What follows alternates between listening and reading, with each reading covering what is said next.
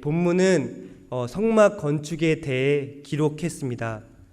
건축을 하기 전 우리는 먼저 건축 설계사에게 설계도를 받습니다. 그리고 설계도대로 건축 업계가 건물을 짓습니다. 하나님은 성막을 건축하기 전 설계도를 이스라엘 백성에게 주셨습니다. 그리고 설계도를 따라 성막을 건축할 수 있는 사람을 부르시고 택하십니다. 이에 하나님은 부살레를 책임자로, 오홀리압을 부책임자로 불렀습니다. 부살레가 오홀리압에게 하나님 영을 충만하게 부어주시고 성막 건축을 할 수 있는 능력을 주셨습니다. 그리고 그들과 함께 협력해서 일할 사람들을 불렀습니다. 1절 부살레가 오홀리압과 함께 성막을 건축하는 사람들을 가리켜 마음이 지혜로운 사람이라 합니다. 왜 이들을 마음이 지혜로운 사람이라고 불렀습니까? 첫째, 그들은 하나님께 지혜와 총명을 받은 사람이었습니다. 지혜와 총명은 성막을 건축할 수 있는 기술과 능력을 의미합니다. 그들은 성막을 건축할 수 있는 기술과 능력을 가지고 성막에 필요한 모든 것을 만들 수 있는 자들이었습니다. 그들은 자신이 가지고 있는 모든 기술과 능력이 하나님으로부터 왔음을 알았습니다. 하나님께 자신에게 재능과 능력을 주셨다고 고백했습니다. 그렇기에 자신의 능력과 뛰어남을 자랑하지 않습니다. 자신에게 기술과 능력을 주신 하나님을 자랑하며 겸손하게 하나님을 의지했습니다. 둘째, 마음이 지혜로운 사람은 성막을 건축하는 일을 억지로가 아닌 자원함으로, 불평이 아닌 기쁨으로 했습니다. 그들은 성막을 한 번도 건축해 본 사람이 아니었습니다. 하나님이 성막을 건축하라고 할 때 한 번도 해보지 않은 일이지만 기쁨으로 순종했습니다. 그들은 하나님이 주신 일이 얼마나 강도 높은 일인지, 얼마나 어려운 일인지, 고난의 길인지 따지지 않았습니다. 자신의 생각이 들어가지 않았습니다. 하나님이 맡기신 일이라는 이유 하나만으로 기쁨과 자원함으로 자신의 삶을 온전히 헌신했습니다. 성막을 건축할 때 누군가는 앞에서 기술일을 하고 누군가는 뒤에서 청소를 하고 쓰레기 치우는 일을 했을 겁니다. 성막을 짓는 일이 큰 일이든 눈에 보이는 일이든 눈에 안 보이는 일이든 상관없이 하나님 일을 위해 불러주신 게 너무 감사해 부르신 자리에 즐거이 순종했습니다. 하나님은 이들을 마음이 지혜로운 사람이라 불렀습니다. 하나님께서 그들에게 명령하신 것은, 원하시는 것은 다 한 가지였습니다. 성막을 하나님이 명령하신 그대로, 하나님이 주신 설계도 그대로 건축하는 것입니다. 성막을 하나님의 명령대로 건축하는 일이 그들에게 주어진 사명이었습니다. 하나님은 이스라엘에게 설계도를 주셨습니다. 성막을 건축하는 사람들을 불렀습니다. 이제 성막을 지을 자재가 필요했습니다. 모세는 이스라엘 백성에게 마음이 원하는 자는 예물을 드리라고 했습니다. 이스라엘 백성들은 기쁨과 기대로 풍성한 예물을 드렸습니다. 백성들은 성막이 세워진다는 사실에 기뻐했습니다. 성막은 하나님 임재를 상징하는 곳이기에 성막이 완공되어 하나님께서 임재하실 그 날을 기대했습니다. 그래서 이스라엘 백성은 아침마다 성막 건축을 위하여 자원하여 예물을 드립니다. 모세는 이스라엘 백성들이 드린 예물을 받아 성막을 건축하는 일꾼들에게 전달했습니다. 어느 날 일꾼들이 일을 멈추고 모세에게 왔습니다. 백성들이 성막을 건축하는데 쓰고도 남을 만큼 많은 예물을 가져왔기 때문입니다. 일꾼들은 예물들을 어떻게 처리하면 좋을지 모세에게 의논하러 왔습니다. 모세는 백성에게 남자든 여자든 성소에서 쓸 예물을 더는 가지고 오지 말라고 광고합니다. 백성들은 더 이상 예물을 가져오지 않았습니다. 하나님 일은 자원하는 마음으로 이루어집니다. 불평이 아닌 기쁨과 감사가 넘칠 때 이루어집니다. 이스라엘 백성이 드린 예물을 살펴보면 금 약 1000kg, 은 3400kg, 놋 2400kg을 드렸습니다. 청색, 자색, 홍색 실과 여러 가지 실과 순양의 가죽과 해달의 가죽, 염소, 털, 향품 등 예물을 바쳤습니다. 하나님은 이스라엘 백성이 애굽에서 나올 때 다양한 예물을 물품을 얻게 해주셨습니다. 이스라엘 백성이 자신이 가진 모든 소유가 자신의 것임을 아니고 하나님이 주신 줄 알았습니다. 그래서 하나님이 필요하시다고 할 때 아낌없이 예물을 드렸습니다. 이스라엘 백성이 하나님께 드린 물품과 예물은 광야 생활 속에 필요하거나 유용하게 쓰였습니다. 그들은 자기 필요를 위해서만 자기 소유를 사용하지 않고 하나님 나라를 건축하는 일에 즐거이 자기 소유를 드렸습니다. 그들이 이렇게 할 수 있었던 이유는 내가 가진 소유와 시간과 재능, 모든 것이 내 것이 아니라 하나님 것이라는 믿음과 하나님이 자신에게 소유와 시간과 재능을 주셨다고 믿었기 때문입니다. 내가 가진 모든 것이 주님 것임을 고백할 때 우리는 하나님께 우리의 삶을 쓰시겠다고 하실 때 우리의 삶을 깨뜨려 하나님께 즐거이 우리 삶을 드릴 수 있습니다. 8절에서 38절은 성막 외관을 만드는 과정을 말씀합니다. 8절에서 19절은 성막을 덮는 4가지 덮개를 만드는 과정에 대해 말씀합니다. 마치 색종이 4장을 차례대로 포개어 놓은 것처럼 성막은 2겹의 앙장과 2겹의 덮개로 이루어졌습니다. 가장 안쪽에는 청색, 자색, 홍색 실과 가늘게 꼬은 배실로 짠 앙장을 설치하며 성막 내부를 아름답게 장식했습니다. 그 위에는 염소털로 짠 앙장을 덮었습니다.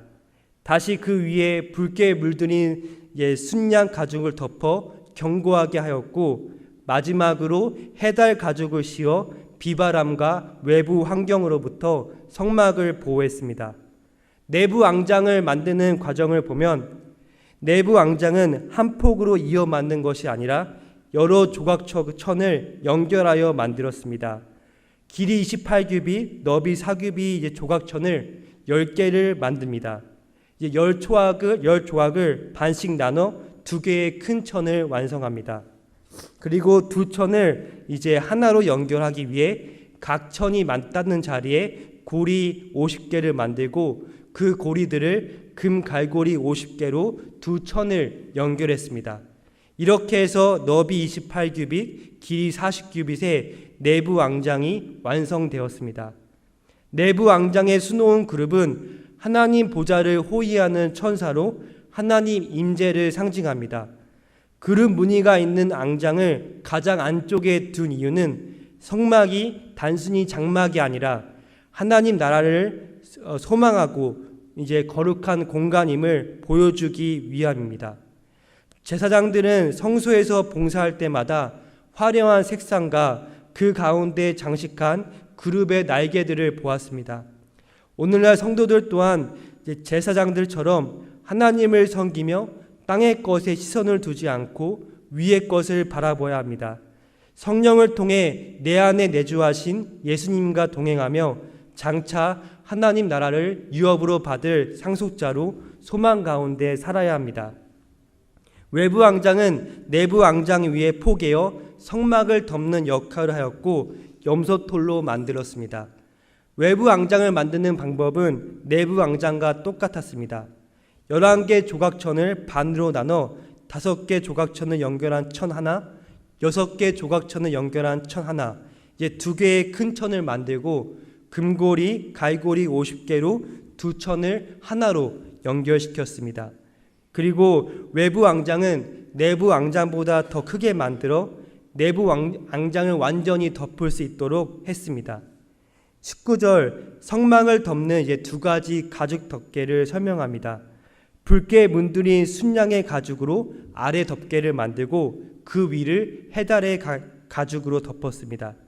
붉게 문드린 순양의 가죽은 피 피 흘림을 상징하며 인류를 위해 피 흘려 이제 대속 제물이 되신 예수 그리스도를 가리킵니다. 성막을 가죽을 덮음을 통해 예수 그리스도를 통해서 우리 죄와 수치를 가리고 우리를 의롭게 하시는 하나님 은혜를 보여줍니다. 해달의 가죽 덮개는 성막의 최종 외피로 방수력이 뛰어나 비, 이슬, 습기로부터 성막을 보호했습니다. 광야의 강한 모래바람과 뜨거운 태양으로부터 성막이 손상이 되지 않도록 막아주었습니다. 성막 두 가죽 덮개는 예수 그리스도의 속죄를 상징하며 광야의 험한 환경 속에서도 성막을 지켜준 것처럼 예수 그리스도의 피로 덮인 하나님 자녀들은 고아처럼 버려두지 않으시고 지켜주시고 보호해 주신다는 의미입니다. 20절에서 34절은 성막 둘레를 세우는 조각목 널판의 이제 규정입니다. 성막의 벽면은 여러 개의 널판으로 이어주는 방식으로 만들었습니다. 각 널판은 조각목으로 만들었고 그 위에 순금으로 도금했습니다. 널판 하나의 길이는 10규빗 약 5m, 너비는 1.5규빗 약 75cm로 총 48개로 만들었습니다. 성막 북쪽과 남쪽 면에 각각 널판 20개와 은받침 40개를 만들었습니다. 성막과 서쪽 면에는 총 널판 8개와 은받침 16개를 만들었습니다. 널받침 하나에 은받침 2개가 각각 들어갔습니다. 31절부터 34절은 널판과 널판을 이어줄 띠, 막대기에 관해 말씀합니다. 입구가 있는 동쪽을 제외한 나머지 3면에 조각목으로 각각 5개씩 총 15개의 띠를 만들었습니다. 각 널판들에는 금으로 4개씩 고리를 만들어 달았고 아카시아 나무에 금을 입힌 띠를 꿰어 단단하게 그 고리들을 연결시켰고 고정시켰습니다. 뿐만 아니라 각 널판 중간 안에 하나의 긴 구멍을 뚫어 관통하게 하여 이중으로 고정시켰습니다. 35절에서 38절은 성소와 지성소의 입구에 쳐질 두 휘장에 관한 규례입니다. 성소와 지성소를 구분하는 휘장은 하나님의 거룩하심과 영광을 보호하기 위해 세워졌습니다. 청색, 자색, 홍색, 자색, 가늘게 꼰 배실로 휘장을 짜고 그 위에 그룹들을 놓았습니다. 휘장을 떠받칠 기둥 4개, 갈고리는 금으로 기둥 받침은 은으로 만들었습니다. 성막 동쪽 출입구에도 같은 방법으로 휘장을 달았습니다. 말씀을 정리합니다. 오늘 본문은 성소와 지성소를 건축하는 과정입니다. 하나님은 성막 건축을 위해 마음이 지혜로운 사람을 부르시고 택하십니다. 성막 건축하는 사람들의 자격 요건은 하나였습니다. 하나님이 주신 설계대로 똑같이 만들 수 있는 사람들이었습니다. 하나님이 명령하신 대로 성막을 건축할 수 있는 사람들이었습니다. 지혜는 하나님을 경외함으로 시작됩니다. 마음이 지혜로운 자는 하나님 말씀대로 사는 것을 가장 지혜롭고 행복하고 완전하고 그리고 그것을 고백하는 자들입니다. 이익과 욕심의 눈에 멀어 계산적으로 사는 것이 아니라 감정과 느낌대로 사는 게 아닌 하나님 말씀대로 살고 결론 내리며 하나님이 허락하신 상황에 기쁨으로 자신을 들여 순종하며 사는 삶입니다.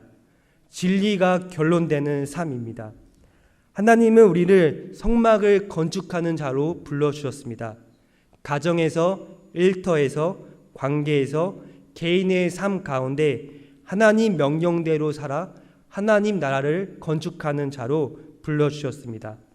하나님 명령대로, 하나님 말씀대로 살 때 우리를 통해 하나님 나라가 세워집니다. 우리를 통해 가정에서, 일터에서, 관계 속에서 하나님 나라가 건축됩니다.